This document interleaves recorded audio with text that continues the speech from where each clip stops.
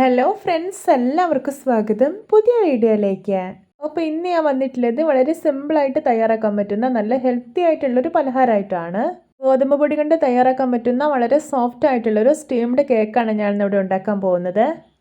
Video കണ്ടിട്ട് ഇഷ്ടപ്പെടുവാണെങ്കിൽ like ചെയ്യുക, ഷെയർ ചെയ്യുക, കമൻറ്റ് ചെയ്യുക, ചാനൽ സബ്സ്ക്രൈബ് ചെയ്യാനും മറക്കരുത്. പിന്നെ ഫേസ്ബുക്കിലൂടെയാണ് വീഡിയോ കാണുന്നതെങ്കിൽ പേജ് ഫോളോ കൂടി ചെയ്യണേ. അപ്പോൾ നമുക്ക് നേരെ വീഡിയോയിലോട്ട് പോവാം. ഞാനിവിടെ ഒരു മിക്സിയുടെ വലിയ ജാർ എടുത്ത് വെച്ചിട്ടുണ്ട്. ഇതിലോട്ട് ഒരു മുട്ട പൊട്ടിച്ചൊഴിക്കാം. ഇനി ഇതിലോട്ട് ഒരു 7 ടേബിൾ സ്പൂൺ പഞ്ചസാര ഇട്ട് കൊടുക്കുന്നുണ്ട്. ഇനി ഒരു പിഞ്ച് ഉപ്പ് കൂടി ഇട്ട് കൊടുത്തിട്ട് നന്നായിട്ടൊന്ന് ബ്ലെൻഡ് ചെയ്തെടുത്ത് വരാം. ഇപ്പോൾ ഇത് ബ്ലെൻഡ് ചെയ്തെടുത്തിട്ടുണ്ട്. ഇനി ഇതിലോട്ട് ഒരു ഗ്ലാസ് ഗോതമ്പ് പൊടി ഇട്ട് കൊടുക്കാം. ഗോതമ്പ് പൊടി ഞാൻ ഒരു തവണ ഒന്ന് അരിച്ചെടുത്തിട്ടുള്ളതാണ്. ഇനി ഇതിലോട്ട് മിൽക്ക് ഒഴിച്ചു കൊടുക്കാം. ഞാനിവിടെ ഒരു അര ഗ്ലാസ് മിൽക്കാണ് ഒഴിക്കുന്നത്. എന്നിട്ട് ഇത് നന്നായിട്ടൊന്ന് ബ്ലെൻഡ് ചെയ്തെടുത്തിട്ടുണ്ട്. ഈ ഒരു ബാറ്ററിൻ്റെ കൺസിസ്റ്റൻസി കണ്ടോ, അത്യാവശ്യം നല്ല തിക്കായിട്ടാണ് ഇരിക്കുന്നത്. ഈ ഒരു പാകത്തിൽ വേണം ബാറ്റർ റെഡിയാക്കി എടുക്കാനായിട്ട്. ഇനി ഇതൊരു ബൗളിലേക്ക് മാറ്റി കൊടുക്കാം.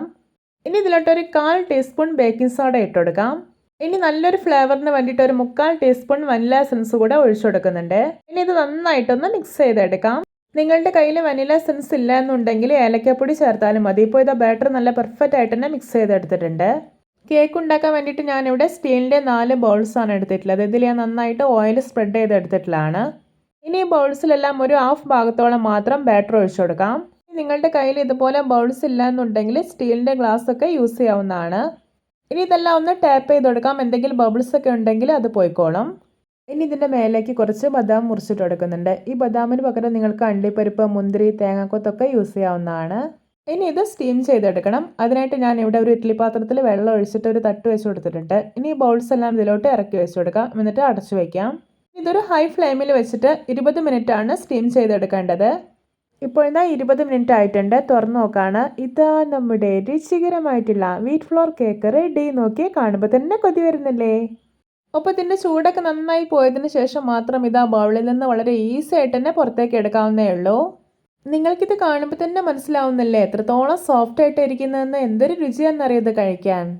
നല്ല പഞ്ഞി പോലെ സോഫ്റ്റ് ആയിട്ട് ഇരിക്കുന്നതുകൊണ്ട് തന്നെ കുട്ടികൾക്കൊക്കെ വളരെയധികം ഇഷ്ടപ്പെടും. അപ്പോൾ നമ്മുടെയൊക്കെ വീട്ടിൽ എപ്പോഴും ഉണ്ടാകുന്ന വളരെ കുറഞ്ഞ ഇൻഗ്രീഡിയൻസ് കൊണ്ട് എത്ര സിമ്പിളായിട്ടാണ് ഈ ഒരു ടേസ്റ്റി പലഹാരം ഉണ്ടാക്കി എടുത്തിട്ടുള്ളതല്ലേ? അപ്പോൾ എല്ലാവർക്കും എൻ്റെ വീറ്റ് ഫ്ലോർ കേക്ക് റെസിപ്പി ഇഷ്ടപ്പെട്ടെന്ന് വിചാരിക്കുന്നു. ഇഷ്ടപ്പെട്ടാൽ സപ്പോർട്ട് ചെയ്യാൻ മറക്കരുത്. അപ്പോൾ ഇതുപോലെയുള്ള വെറൈറ്റി വീഡിയോകളായി നമുക്ക് വീണ്ടും കണ്ടുമുട്ടാം. Okay, bye bye.